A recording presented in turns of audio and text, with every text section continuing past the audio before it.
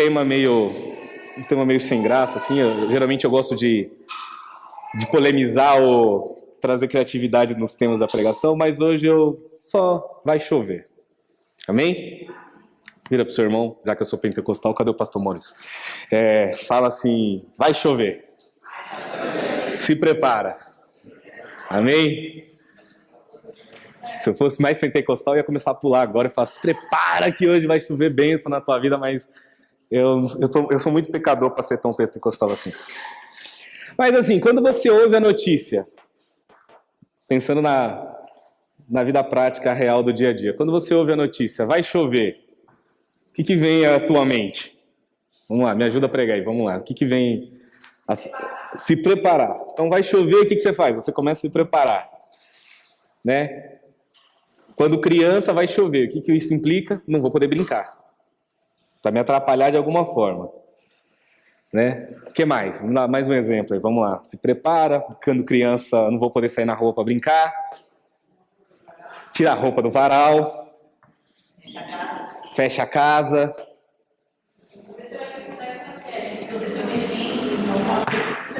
Vou casar no campo. Moiou o casamento, né? Já não dá mais o evento. Mas assim, você vai acordar às 7 horas da manhã, você olha pro tempo, aí você fala, vou de carro, vou de trem, vou de ônibus, eu vou atrasar, já ligo pro chefe. Ou seja, quando você está diante da notícia que vai chover, automaticamente você tem que tomar decisões, certo? Automaticamente você cria expectativas. Quando você sabe que vai chover, fala assim, vai chover, você olha na televisão, na previsão do tempo, vai chover, você já começa a se preocupar se vai vir um problema ou não. É mais ou menos isso? Concordam comigo? Amém? Então tá. No livro de Gênesis,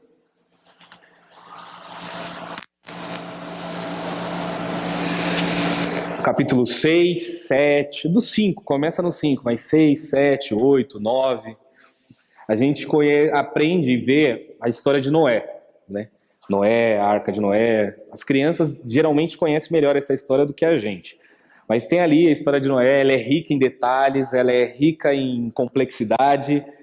E eu resolvi pegar essa história de Noé pensando naquilo que é uma novidade, que foi uma novidade no tempo de Noé. Que Deus falou para ele, Noé, vai chover. E diante da notícia de que Noé vai chover, tentando contextualizar um pouco para a gente hoje, só a notícia já te mobiliza a fazer uma série de coisas. Vocês apontaram aqui, diante da chuva, diante da notícia da chuva, o seu mundo já muda. A sua perspectiva muda, tudo em volta de você começa a mudar. E Deus chega para Noé e fala, Noé, vai chover.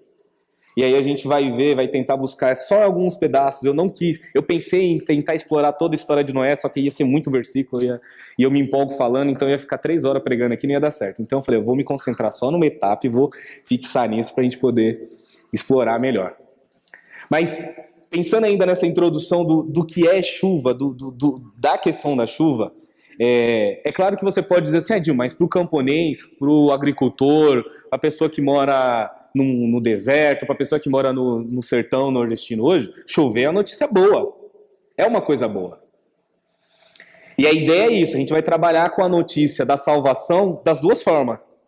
A notícia da salvação é duas coisas. Ela é uma notícia boa ou uma notícia ruim. E aí depende do nosso comportamento, depende da nossa fé, depende do nosso direcionamento, para saber se vai ser uma coisa boa ou se vai ser uma coisa ruim. Porque assim, já de cara falando, digamos assim, que você já ouviu falar que um dia Jesus vai voltar para salvar a sua igreja, para levar, né, aqueles que são dele para ele, e aqueles que não são, aqueles que não se converteram, aqueles que viveram para o pecado, aqueles que amaram mais esse mundo do que Deus, não vão fazer parte da salvação. Então assim, para esse grupo de pessoas, a salvação é uma coisa ruim. Acabou, é uma coisa ruim. Para o outro grupo é uma coisa boa. Assim como a chuva. Para um determinado grupo, é uma coisa muito boa. Para outros, pode ser um problema. Terça-feira, eu saí do trabalho 5 horas da tarde para tentar chegar aqui, ainda cheguei atrasado para o meu encontro de discipulado. Porque caiu um pé d'água em São Paulo, que alagou a região da Zona Oeste, estava um caos. Para quem mora na Zona Oeste, para quem estava naquele momento na chuva, foi um problema absurdo. Certo? E assim é um pouco a comparação que eu quero trazer hoje com a salvação. Ela pode ser uma coisa boa ou uma coisa ruim. E ainda com relação a essa questão do tempo, como vocês sabem, eu gosto muito de hip hop, né? Eu não me converti a esse ponto ainda, então eu gosto muito de hip hop.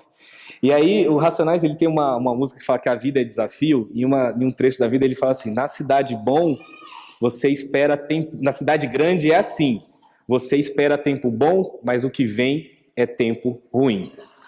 Eu fico pensando, comparando a cidade grande com a vida. Porque na vida é assim, você espera tempo bom, mas o que vem é tempo ruim. E é assim que a meteorologista nos avisa um dia antes, né? Amanhã o tempo vai estar bom ou amanhã o tempo vai estar ruim. O tempo ruim é o quê? Vai chover. Tempo ruim associado à chuva. E Deus fala com Noé e fala: Noé, vem um tempo ruim aí. E aí pega Noé de surpresa, porque até então Noé nunca viu um tempo ruim. Mas chegou um tempo ruim na vida dele. E aí a partir do versículo 5 diz assim, eu vou ler aqui no celular: o Senhor viu que a perversidade do homem tinha aumentado na terra, e que toda inclinação dos pensamentos do coração era sempre somente para o mal. Então o Senhor arrependeu-se de ter feito o homem sobre a terra, e isso cortou-lhe o coração. Disse o Senhor: farei desaparecer da face da terra o homem que criei, os homens e também os animais, grandes e pequenos, e as aves do céu. Arrependo-me de havê-los ser feito. E a Noé, porém, o Senhor mostrou benevolência. E aqui a gente para por aqui por enquanto, e aí eu fico focado nisso, né? Hoje, se a gente for fazer um diagnóstico do nosso mundo, da nossa sociedade, a gente tem muita coisa boa para falar do mundo. Tem muita coisa boa para falar na nossa sociedade, do que nós vivemos, tem muita coisa boa. Mas se você começa a focar nas coisas ruins, parece que a nossa sociedade é muito mais ruim e muito pior do que nós já imaginamos que ela é. Haja visto você ficar assistindo televisão, jornal policial durante a semana, você vai ver tragédia, sofrimento, tristeza, dor. E isso vai entrando na tua mente, no teu coração, que gera um sentimento de angústia, um sentimento de desespero, um sentimento de medo e um sentimento de insegurança constantemente, que a qualquer momento nós seremos assaltados e vão atirar na minha cabeça na frente dos meus filhos, que a qualquer momento alguém vai entrar na minha casa, vai abusar da minha esposa, do meu filho, que a qualquer momento eu vou sofrer um acidente. Assim, essa cultura e essa sociedade violenta que sim, que de fato nós vivemos, quando a gente começa a se debruçar sobre ela, a gente vai percebendo que ela é cada vez pior. Se Noé fizesse o mesmo diagnóstico no tempo dele, Deus já está dando um diagnóstico para Noé e está dizendo: vocês são pessoas ruins que fazem o mal e sempre fazem isso. Chegou a sociedade no tempo de Noé é muito pior que a nossa sociedade hoje, ao ponto de Deus se arrepender de ter feito o homem e Deus tomar uma decisão radical. Uma decisão de extermínio, uma decisão de generais de guerra, que é o seguinte: eu vou exterminar todos eles. Eu vou destruir, eu vou acabar com todos. Eu vou acabar com a vida na terra, porque a corrupção é gigante. Aí, claro, talvez você fale assim: Edinho, mas os animaizinhos, coitadinhos, não tinha nada a ver com a história do homem e tal. A Bíblia fala que a terra foi subjugada no pecado de Adão. A terra está amaldiçoada por conta do pecado do homem. A terra é amaldiçoada, os animais, infelizmente, sofrem, e até hoje eles sofrem pelo desmatamento, pela caça, pela extinção que a gente causa com eles, mas o mundo e os seres vivos, exceto os seres humanos que estão nessa terra, sofrem por conta do pecado do homem. O nosso pecado, o meu e o seu pecado. Algo enraizado, introjetado dentro de nós, que nasce conosco, com todos nós. Meus filhos que têm 1 ano e 2 meses estão marcados, estão atravessados por esse pecado e precisam um dia na vida deles se arrependerem e reconhecerem que Cristo é o seu Senhor e Salvador da vida deles, para que eles possam de fato ser salvos. Porque Deus não tem netos. Amém? Nós não somos responsáveis diretamente pela salvação das nossas famílias, pelos nossos filhos, mas nós temos a obrigação de ensinar-lhes o caminho. Nem que para isso você precisa andar devagar. Amém? que é andar devagar? Meu filho está aprendendo a andar, então não adianta eu andar correndo na frente. Eu tenho que andar no ritmo dele, para que ele aprenda a andar no meu um dia. Amém? Já deu para pegar essa, né? Os pais aí, cadê o pastor Jair para falar dos pais e filhos? Você vai ter que andar devagar, para que seu filho possa andar igual você um dia. Não adianta você cobrar, exigir, querer. E eu não falo só o filho pequeno, tá, gente? Não é, pode ser o adulto também, que você está lá batalhando para que ele conheça Cristo, conheça a verdade. Talvez a gente tenha que andar um pouco devagar. O apóstolo Paulo usa essa comparação. Somos crianças na fé. Até um dia nós seremos adultos na fé. Então, se as pessoas que nós conhecemos, ainda os nossos parentes, familiares e amigos, que nós queremos ver que eles sejam salvos, muitas vezes nós temos que aprender a andar mais devagar para que eles nos acompanhem. Amém? E aqui Deus, nessa geração corrupta, né, Deus ele dá uma sentença. Ele fala, eu vou destruir a terra. Deus consultou Noé, Deus consultou a comunidade, Deus consultou a igreja, Deus consultou as pessoas? Não.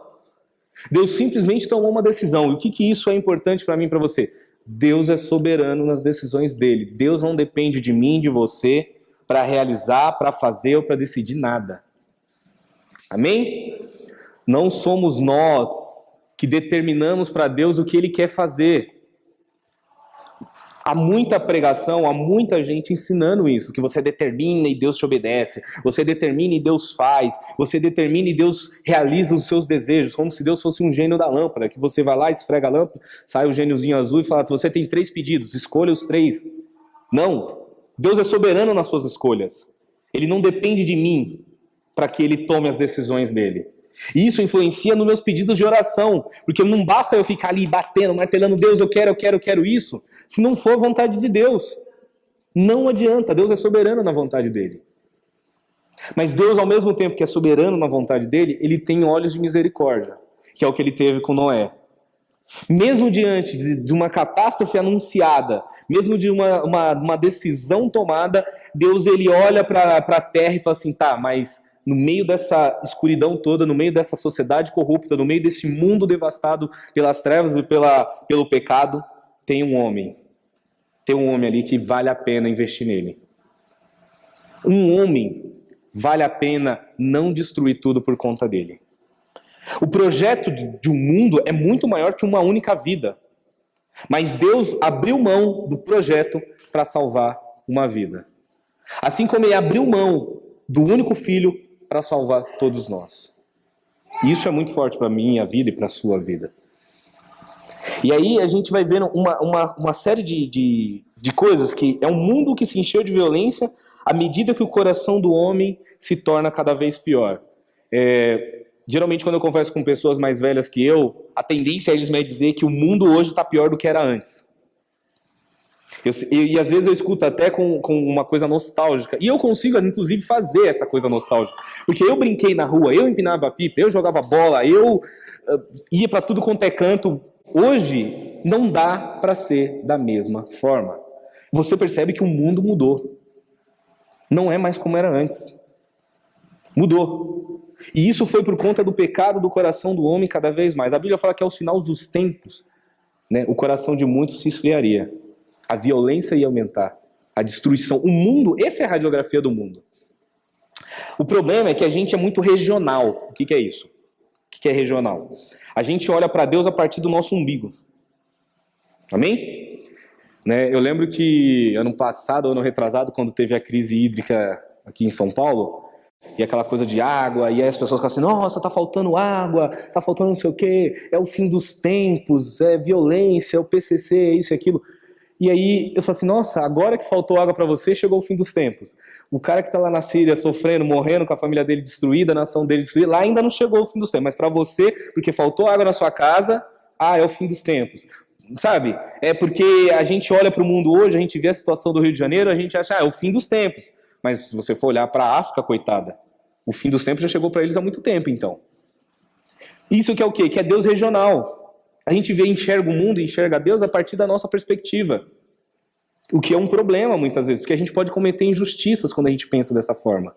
A gente julga um grupo achando que nós somos melhores que eles. E esse é um perigo que todos nós incorremos. E Noé, ele também passava por essa questão. E aí Deus ratifica muito forte, né? Sempre o mal. Sempre o mal. Não é de vez em quando o mal e às vezes o bem é meio a meio. Não, é sempre o mal. Aí você fala assim, Edinho, esse mundo tem salvação? Não, ele vai sempre tendencionar para o mal. Ele vai sempre se direcionar para o mal. Esse é o mundo, essa é a sociedade que nós vivemos. Porém, Deus acha um justo no meio de um mundo pecaminoso. Aquela passagem que Jesus ele fala assim, que Deus está à procura dos verdadeiros adoradores. Nós, infelizmente, tomamos a postura errada. Quando nós ingressamos na carreira cristã, na vida cristã, na caminhada cristã, seja o nome que você queira dar, nós temos uma tendência a olhar de uma forma hierárquica, como se fosse uma empresa, onde eu vou subindo no staff, eu vou subindo de cargo. E Deus, ele fala assim, eu não estou procurando o bom pregador, eu não estou procurando a pessoa que ora mais, eu não estou procurando a pessoa que dá mais dinheiro na igreja, eu não estou procurando a pessoa que faz mais trabalho social, eu não estou procurando a pessoa que faz mais missões. Deus, ele fala, estou procurando os verdadeiros adoradores. E os verdadeiros adoradores vão querer pregar bem, vão querer fazer missões, vão querer dar oferta, vão querer fazer o trabalho social. Os verdadeiros adoradores vão fazer. Porque o verdadeiro adorador não é o cara que só canta, não é a pessoa que só canta, que só adora. Amém? Deus está à procura de pessoas que têm um perfil de vida diferenciado. E Deus, quando ele olha para Noé no meio de uma sociedade corrupta, ele vê um homem com um perfil diferenciado, com um estilo de vida diferenciado. E aí nos leva a perceber o quanto Deus tem procurado esse perfil de vida e de mudança hoje na minha vida e na sua vida. O quanto nós somos aquilo que Jesus deixou muito claro, vocês são a luz do mundo. Precisa brilhar. Tem uma música do Santa Geração que fala assim, Senhor, faz-me brilhar como um farol para os navegantes, como as estrelas lá no céu. Me faz brilhar para que as pessoas se guiem por meio da minha vida.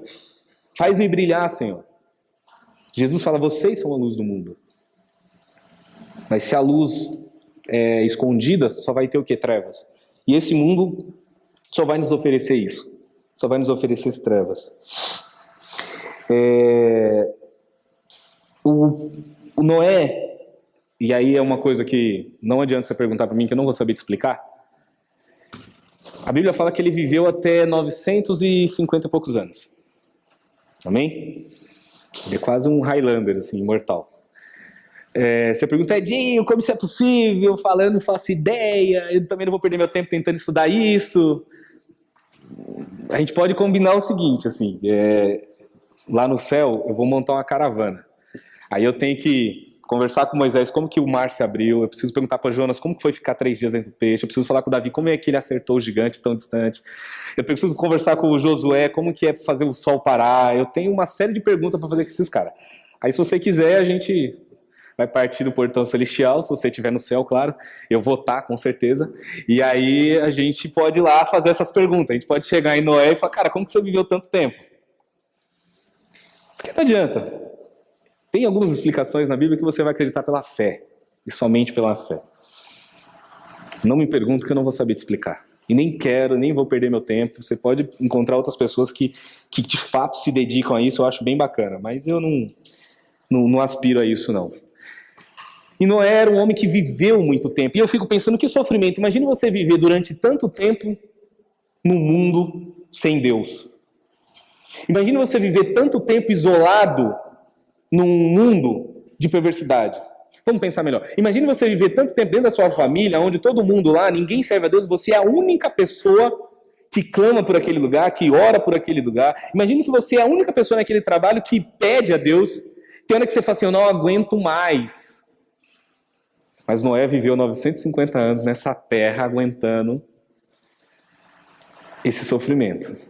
Noé viveu durante muito tempo convivendo diretamente ali com o mundo perverso ao seu redor. Mas isso quer dizer o seguinte, que ele não se corrompeu, ele não cedeu, ele não retrocedeu, ele permaneceu. E isso nos ensina que assim, tá difícil lá na família, tá difícil no trabalho, tá difícil nas relações que você vive, tá difícil muitas vezes até dentro da própria igreja, você se sente isolado, sozinho. Permaneça. Não desista de Deus. Não desista daquilo que Deus tem para mim e para você. Não desista. É difícil conviver no meio das trevas, é difícil conviver no meio da corrupção, do sofrimento, mas nós não podemos desistir. Temos que continuar lutando, continuar batalhando.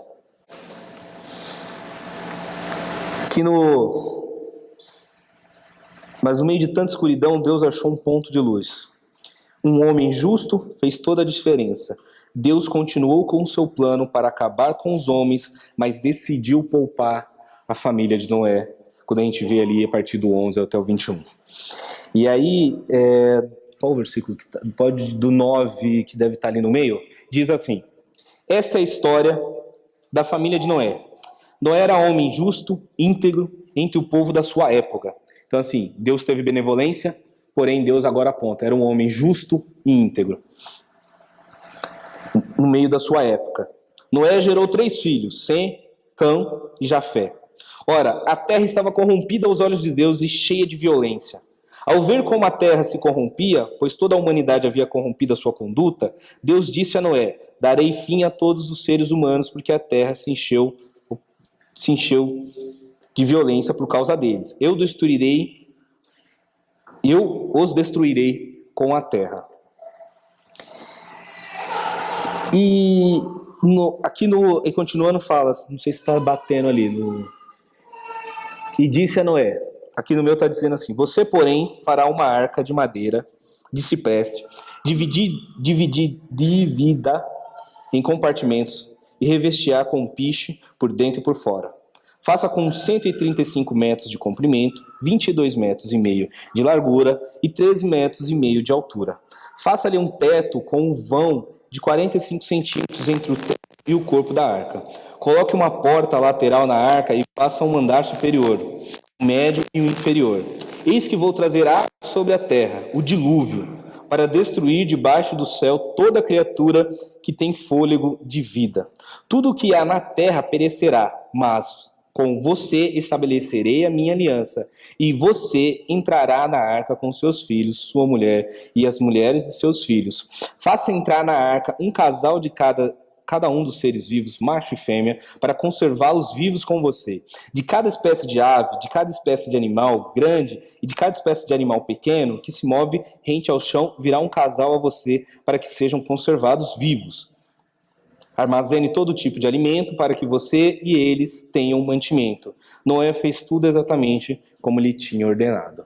Amém? Então aí chega uma fase da vida de Noé. Então a gente agora viu quem é esse Noé, viu a sociedade que esse Noé mora, a gente viu as implicações que tem na vida desse Noé e no mundo que ele vive. Só que aí diante de tudo isso, diante do anúncio de destruição, Deus não só olhou para ele e falou assim: Noé, mas você é um cara bacana, eu gosto de você, você é justo, você é íntegro, você é reto, eu tenho benevolência com você, eu vou poupar a sua vida e tá tudo bem. Vem para cá, fica aqui sentadinho no banquinho enquanto eu destruo o mundo.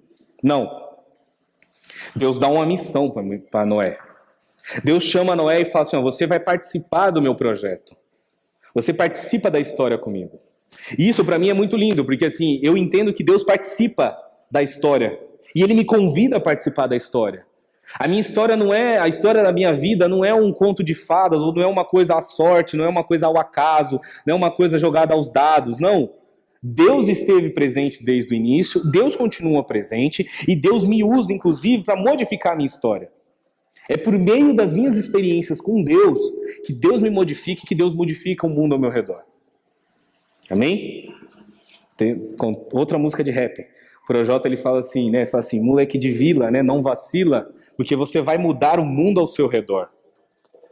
Sabe, não vacila, permanece firme, você vai mudar o mundo ao seu redor.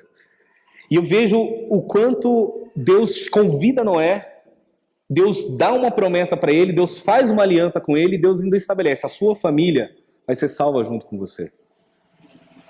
Como Deus propõe para mim e para você hoje. Um projeto de salvação, de transformação, do qual Ele está contando também comigo e com você, para que a nossa família faça parte dessa história e desse projeto. Amém? O que Noé, ele tem uma missão que é um tanto difícil, se você parar para pensar. Né? Depois vocês leem a história de Noé, eu vou pular muita coisa por cima, mas até aquele momento na terra nunca tinha chovido. Amém? Assim como nunca aconteceu um apocalipse na terra, certo? Nunca aconteceu. Até o tempo de Noé, nunca havia chovido na terra. E como confiar na voz de um Deus que promete uma coisa que até então a gente desconhece, até então a gente nunca viu, até então a gente não tem sequer noção de como funciona esse tipo de coisa? E pior, ele fez Deus manda ele fazer uma arca, não manda ele fazer um navio.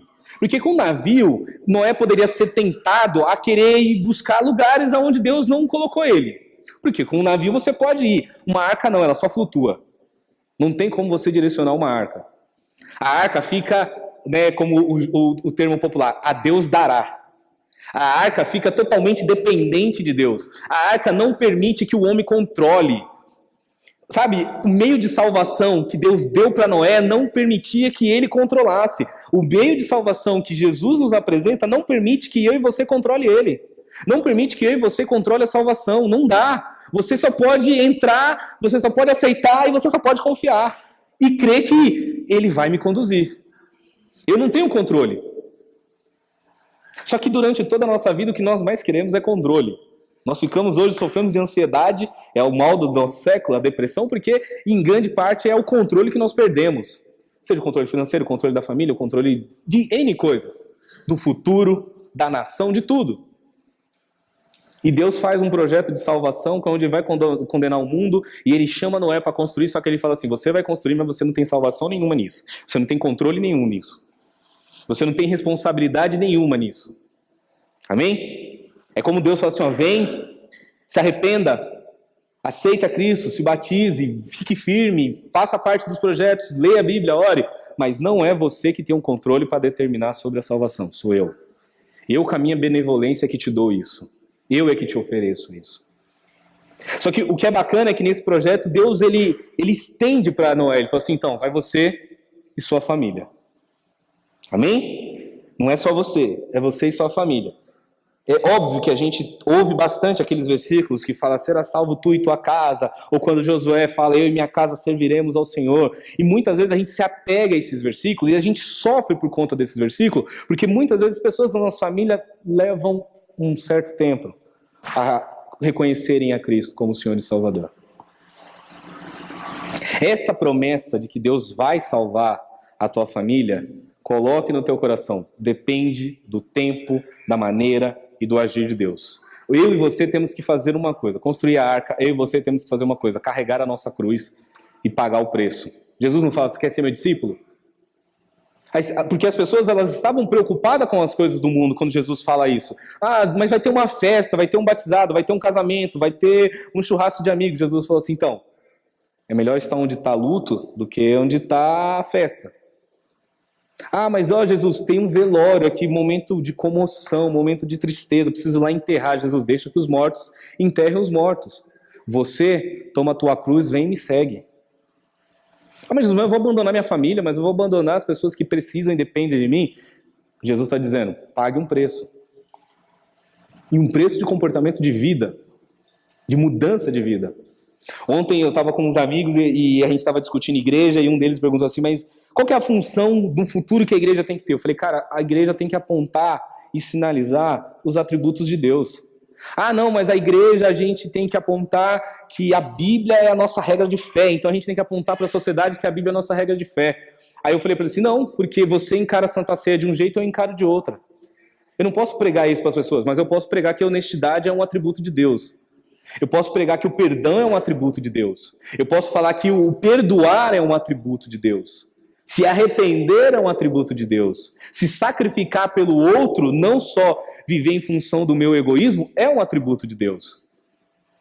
E isso vai dialogar com qualquer área, seja científica, seja filosófica, seja a espiritual, qualquer área. Eu não posso impor minha doutrina, mas eu posso divulgar e sinalizar e apontar os atributos de Deus neste mundo. E Noé, ele tem uma missão difícil, se você parar para pensar. Porque a missão dele é construir uma arca. Né? Eu não entendo nada de carpintaria, eu acho que o pastor entende mais aí, que manja, o Marcelo, que é um bom carpinteiro. Mas eu fico imaginando construir uma arca com 135 metros, com 22 metros de largura. É um negócio gigante, assim. Você pega na internet algumas comparações, dava para pôr um avião, dava para pôr não sei quantos caminhões, não sei quantos ônibus, não sei quantos elefantes. É um negócio absurdamente grande. E se você parar para pensar que Deus fala assim, Noé, constrói você. E não fica chamando mutirão para te ajudar, não. É você que vai construir a parada. Te vira. Eu acredito que a família deve ter ajudado, né? Mas assim, a responsabilidade estava ali. Constrói. Agora imagine durante... e aí um detalhe que eu também não consigo cravar com certeza, mas assim, quando Deus fala... Porque o livro de Gênesis ele tem uma estrutura interessante. O livro de Gênesis começa assim. Primeiro Deus fala um resumo e depois Deus vai detalhando. Se você pegar Gênesis 1 é assim, Deus criou os céus e criou o homem. Aí no 2 Deus vem e fala, a terra vai ser isso, assim, o homem é assim, a mulher é assim, blá, blá, blá, blá. Então primeiro Deus dá um resumo, depois ele destrincha como funciona. Com Noé é a mesma história. Deus primeiro fala com Noé, e aí a Bíblia fala que Noé tinha 500 anos. Quando Noé termina de construir a arca, Noé está com 600 anos. Isso dá a entender que mais ou menos ele levou uns 100 anos ou mais para construir a arca. Amém? Trabalho, né? Sabe aquela coisa, preciso que você venha durante um tempo na igreja. Não, dá muito trabalho vir para a igreja construir qualquer coisa. Sabe, quando a gente liga pro cara, então, a gente vai fazer um projeto que é de discipulado. Mas quanto tempo dura então? Não, vem primeiro, depois eu te explico quanto tempo vai durar. Mas é que... Não, vem. Sabe, gente, para construir, para fazer... para se moldar, para entender, para crescer, para amadurecer, leva tempo.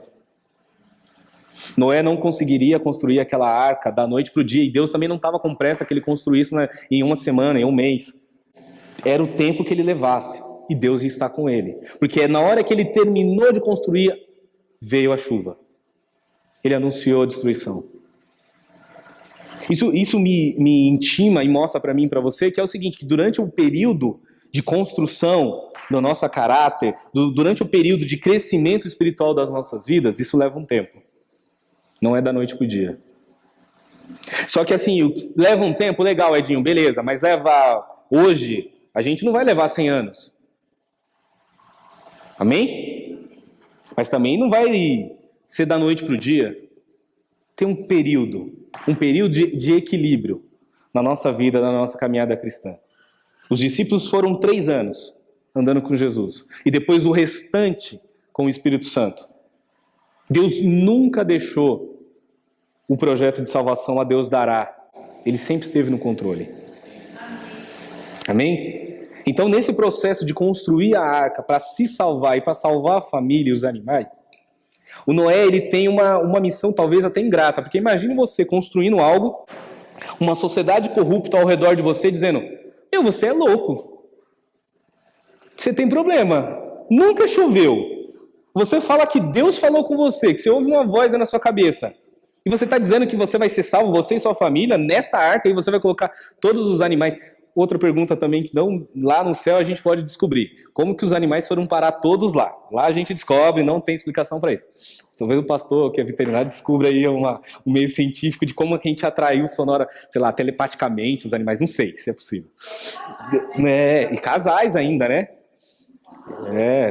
Eu nem vou discutir questão de gênero aqui, que não me cabe. Mas aí você percebe assim... que ele tem uma missão difícil na sociedade. Construir uma coisa que não faz sentido, que é irracional. Que as pessoas poderiam olhar e falar assim, é perda de tempo para a igreja. É perda de tempo você viver dessa forma.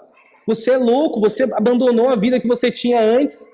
Você era assim, agora você está careta. Antes você saía, bebia, enchia a cara, zoava. Agora você não faz mais nada disso. Por que você está fazendo isso? Não faz sentido o que você está vivendo. Sabe quando a sua família fala assim, nossa, agora você não sai da igreja, é de segunda, é de terça, é de quinta, é de domingo, é de sábado, é feriado, não faz sentido, por que você faz tanto lá? Talvez a sociedade perguntou para Noé, mas o que você está construindo? Por que você perde tanto tempo da sua vida fazendo isso? Você é louco. Mas não adianta, porque aquelas pessoas não ouviram de Deus, aquelas pessoas não reconhecem de Deus. E se você ouviu de Deus, se você entendeu que Deus tem um projeto na tua vida, é isso. Você vai, assim como Noé, vai ter que perseverar crendo que assim, não, Deus me chamou. Eu ouvi, foi de Deus. Eu estou no caminho certo. Eu estou na direção certa. Eu sei por que eu estou aqui. Eu sei quem me guia, quem está me trazendo, quem está me conduzindo até este lugar. E isso foi o que Noé fez. Um outro porém também é que, assim, para Noé construir uma arca durante 100 anos, uma arca gigante, só ele, levou um tempo, amém? Não se constrói uma espiritualidade, não se constrói uma mudança de caráter, não se constrói uma vida com Deus. Hoje eu não tenho tempo para ler a Bíblia ou para orar.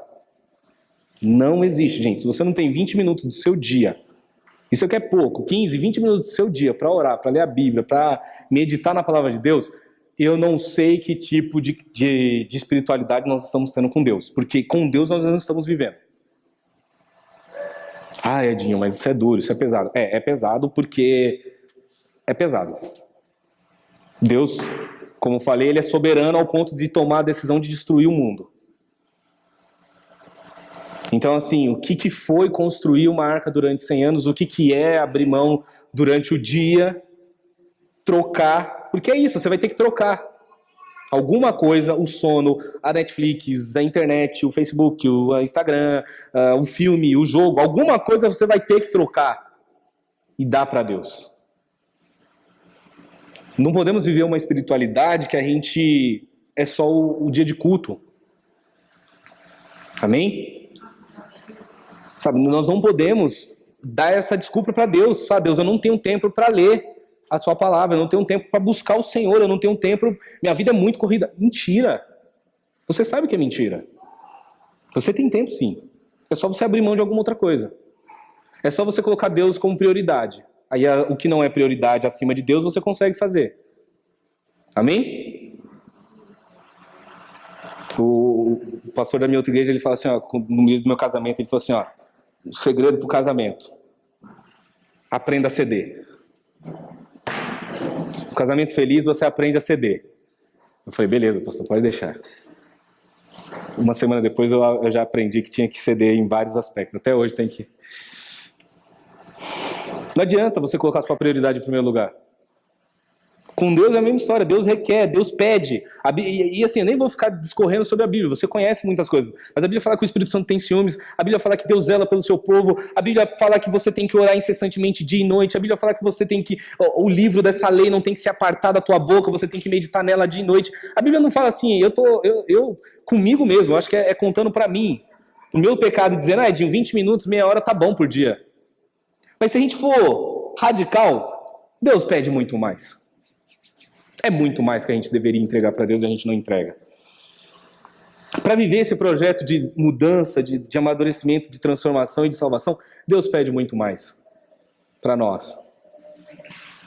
Graças a Ele que Ele é benevolente com todos nós. E tem ainda nos dado tempo, porque ainda não começou a chover. Amém? Então nós temos tempo de correr um pouquinho e adiantar muita coisa.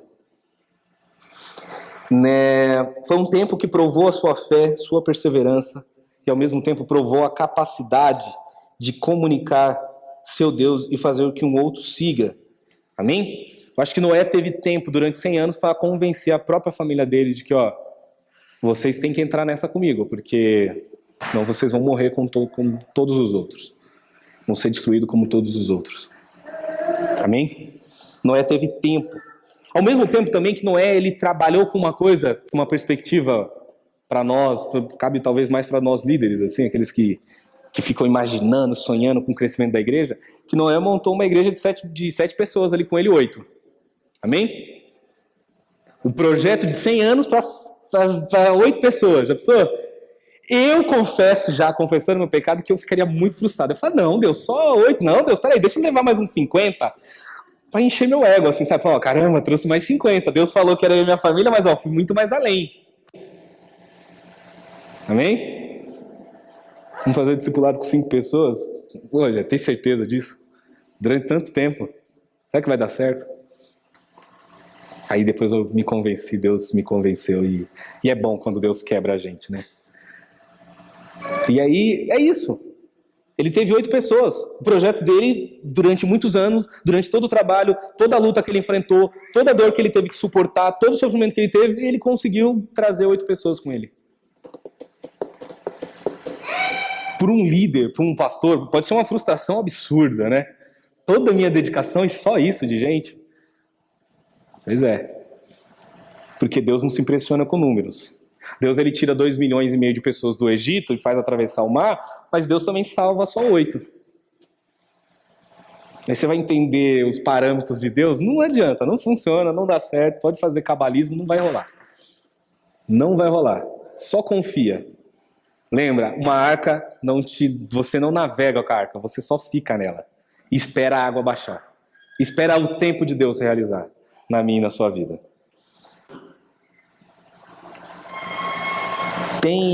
Eu acho que eu não mandei para o pastor, se a pastora conseguir colocar, não. É o versículo, no capítulo 9, do 20 ao 23. Tem uma passagem que diz assim, Noé, aí assim, só para contextualizar, vai. Eu acredito que vocês vão ler depois dessa chamada que a gente precisa ler a Bíblia. Mas assim, Noé foi lá, construiu a arca. O dia que ele terminou de construir a arca, Deus falou, Noé, entra com seus familiares, com os animais. Na hora que Noé fechou a arca, aí detalhe, a arca foi fechada por fora. A Bíblia fala que misteriosamente alguém fechou a arca por fora, que não era para Noé se sentir tentado e abrir a arca por dentro, para alguém entrar. Ou seja, quando Deus decreta a salvação, é Ele que determina.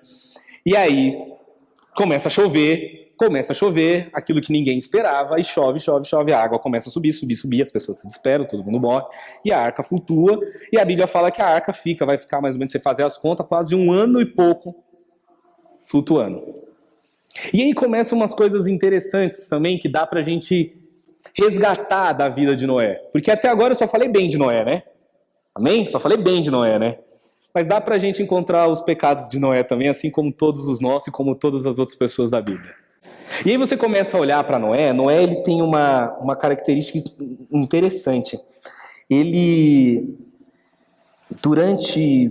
Cadê? Eu anotei aqui. Durante toda a sequência daquilo que Deus vai falar, não há nenhum texto que informa que Noé tinha dito uma única palavra. Se você ler toda a narrativa, não fala que Noé responde Deus. Noé não conversa com Deus. Se você vai olhar para as outras narrativas da Bíblia, todos os outros falam com Deus, questiona, cobra, pergunta, intercede. Noé, ele não abre a boca em todas as vezes que Deus falou com ele. É como se fosse um diálogo, um monólogo, né? Deus só fala e Noé só ouve. Ele não reclama, ele não fala nem que sim, nem que não, nem que tá bom, nem que tá ruim. E ele fica nesse monólogo.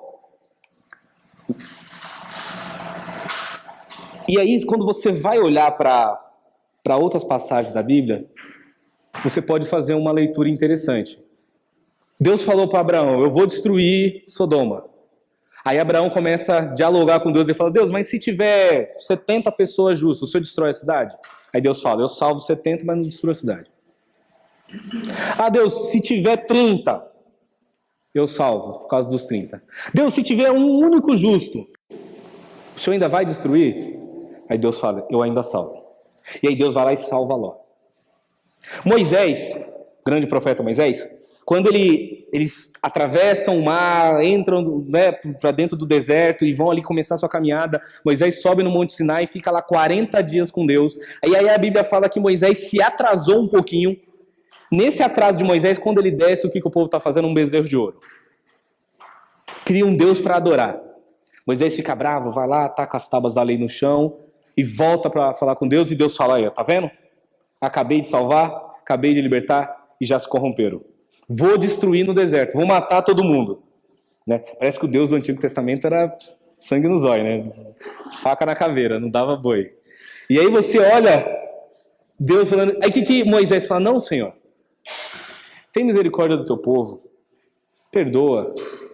Deus fala assim, Moisés, só vou levar você. Ele fala, Senhor, não me faça sair desse lugar se o Senhor não for com a gente, leva o teu povo.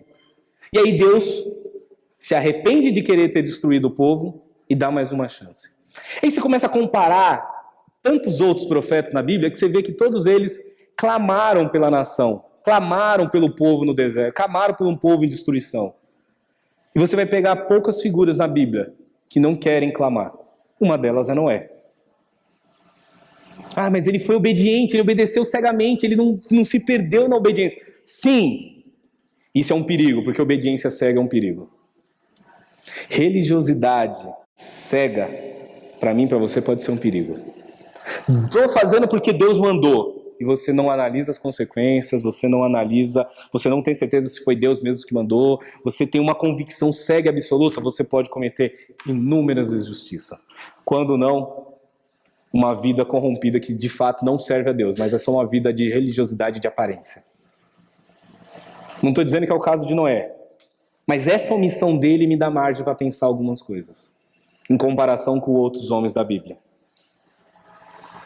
Mas e aí lá no 9, você pensa, né? No 9 ele vai falar o seguinte: Noé, que era agricultor, foi o primeiro a plantar vinha. Bebeu do vinho, embriagou-se e ficou nu dentro da sua tenda. Cã, pai de Canaã, viu a nudez do pai e foi contar aos irmãos que estavam ao lado de fora. Mas Sem e Jafé pegaram a capa, levantaram-a sobre ele os ombros e andando de costas para não ver a nudez do pai, o cobriram. E aí depois disso tem toda uma história que ele vai amaldiçoar Cã e tal e tudo mais. Mas você percebe assim que Noé cai num pecado que é perder a sua consciência, que é a embriaguez. O homem que não responde Deus, o homem que obedece tudo, o homem que trabalha durante 100 anos para construir uma arca, um homem que tem um coração bom, que em outras passagens da Bíblia, Deus vai falar que se tivesse que destruir toda a terra, Deus só ia poupar Moisés, Daniel e Noé. Lá em Ezequiel, Deus fala isso. E aí você percebe que esse homem, ele comete um deslize. Amém? Mesmo depois do processo, mesmo depois de conhecido e visto o que Deus fez na vida dele, passado por um processo de amadurecimento, de transformação, depois de 3 anos que os discípulos estavam com Jesus, eles ainda caíram. Eles ainda cometeram erros. O que eu estou querendo dizer é que, assim, nós temos que crescer, que amadurecer, nós temos que buscar com muito afinco o que Deus tem para nossas vidas, mas tendo sempre a certeza de que somos homens falhos, mulheres falhas, que a qualquer momento podemos cair e precisamos voltar imediatamente para a presença de Deus. Porque a gente lê a história, a gente não consegue viver a história, isso que é um problema. Se você tentar fazer essa linha de raciocínio, nossa, imagine você viver durante 1 ano num barco com um monte de animal, com mais 7 pessoas, de repente toda a água baixa, volta, o mundo foi destruído, só tem você e aqueles animais, os animaizinhos vão embora procriar por aí, e só fica você e outras pessoas. Imagine que angústia, que solidão. Imagine que desespero. Imagine se talvez tenha passado no coração de Noé, será que eu não poderia ter trazido mais alguém? Quem já assistiu aquele filme A Lista de Schindler, tem aquela compreensão do Lienilson ali, quando ele começa, nossa, esse anel poderia ter comprado uma vida, o meu carro poderia ter comprado mais 2 judeus, a minha casa eu poderia ter feito mais. Não sei, nós não sabemos, a Bíblia não descreve os motivos que levou Noé a se embriagar, a fugir da realidade, mas Noé precisava fugir da realidade. Muitas vezes eu e você queremos fugir da realidade, seja por um vício, seja por um pecado, seja por um afastamento. Muitas vezes nós queremos fugir daquele cenário que Deus colocou para nós. Um cenário que Deus ainda está trabalhando. Mas no meio do processo nós queremos abandonar a caminhada. Nós queremos desistir. Foi assim com Pedro, negou Jesus 3 vezes porque ele não queria aceitar que aquilo estava acontecendo. Depois de tudo que ele viu, depois de tudo que ele experimentou, depois de tudo que ele vivenciou, o seu Deus, o seu Senhor, o seu Mestre está sendo crucificado. A salvação anunciada em pessoa está ali, sendo destruída. Os discípulos fugiram, abandonaram ele. Assim como Noé, que foi um grande homem. Inclusive a Bíblia, lá no livro de Hebreus, ela vai trazer uma referência sobre Noé. Ela vai dizer que Noé, ele é o que a gente costuma dizer que é os heróis da fé. Lá em Hebreus, capítulo 11, 7, diz assim: pela fé, Noé, divinamente instruído acerca de acontecimentos que ainda não se viam, e sendo temente a Deus, aparelhou uma arca para a salvação da sua casa, pela qual condenou o mundo e se tornou herdeiro da justiça que vem pela fé. Depois de muitos e muitos anos, há um reconhecimento ainda pelo aquilo que ele fez. O dilúvio é uma das provas talvez antropológicas, que o pessoal da arqueologia tenta provar. É engraçado que o dilúvio em outras religiões, em outras culturas, aconteceu um dilúvio também. Então, o dilúvio é uma das provas no Antigo Testamento, uma das provas na história para dizer, olha, o que Deus falou de fato aconteceu. Não é história, não é conto de fada, não é conversinha para boi dormir. Mas quando a gente pega a história de Noé, a vida de Noé, esse projeto de construir uma arca para a sua salvação e para a salvação da sua família, isso dialoga diretamente com o que nós temos que fazer hoje no mundo corrompido, numa sociedade corrompida, num lugar de padrão, onde Deus vai exigir que nós venhamos construir, porém a condução e o controle está na mão dele, e a transformação e a salvação é ele que nos oferece. Amém? Então, como eu falei, não é nada de diferente o que eu ia pregar hoje, é coisas que você já ouviu. Mas diante da notícia que vai chover, diante da notícia de que, olha, esse mundo, uma hora ele vai perecer, e você precisa ter certeza da sua salvação, você precisa ter certeza que você está fazendo o seu melhor para influenciar, para ser luz, para trazer salvação para outras pessoas, para fazer um pouco mais. Que você não pode ter uma obediência cega, porque fé sem obras é morta. Você colocar no meio do seu coração que nós podemos sempre fazer um pouco mais. Nós sempre podemos fazer um pouco mais. Amém?